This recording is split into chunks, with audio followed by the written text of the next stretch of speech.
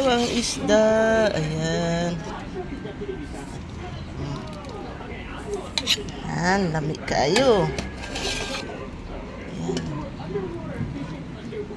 Ay, kalamit kid ana ay.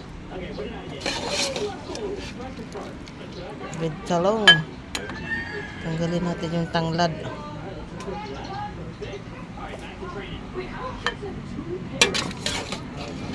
Ayan, oh. Sinabawang isda. Lami kayo.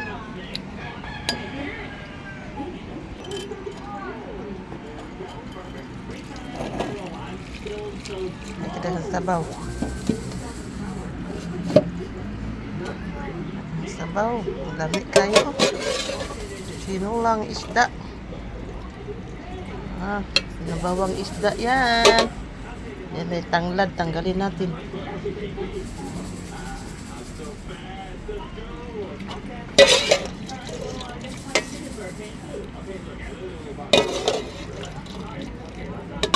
Ganito lang magsabaw ha ang mga taga-Bisaya.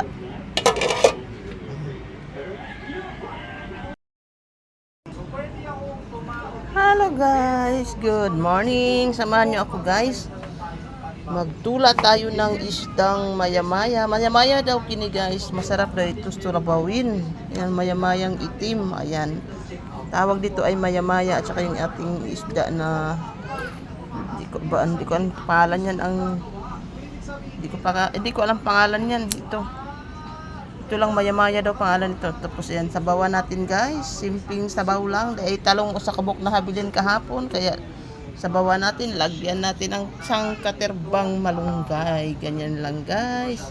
Pero ang gagawin natin ito guys, iprito muna natin siya para masarap, kaya tara na, magprito na tayo.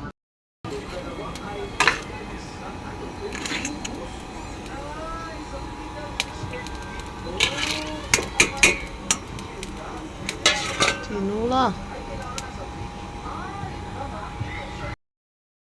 Siya lang. Ayan, bukal na ating agray.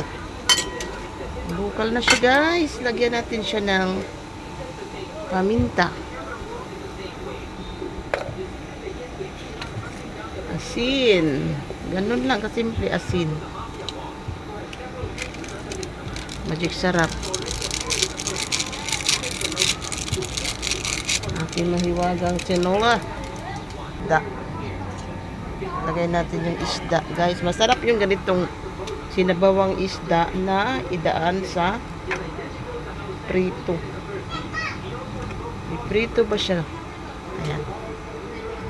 Ayan, 3 piraso lang yung iihaw natin. Itira natin yung 2. Kabasig magbaon ng aking asawa. Ayan. Kalami eh. Kalami. Gid ay. Yan, simpleng tinula lang guys. Oh. Ganito lang magtula ang taga-probinsya. Lami na eh. Tanga na to dahil daghang kamunggay. Lami ng sabaw. Ayan, kamunggay. Nabawang isda. Malunggay. Bites ng pamahaw.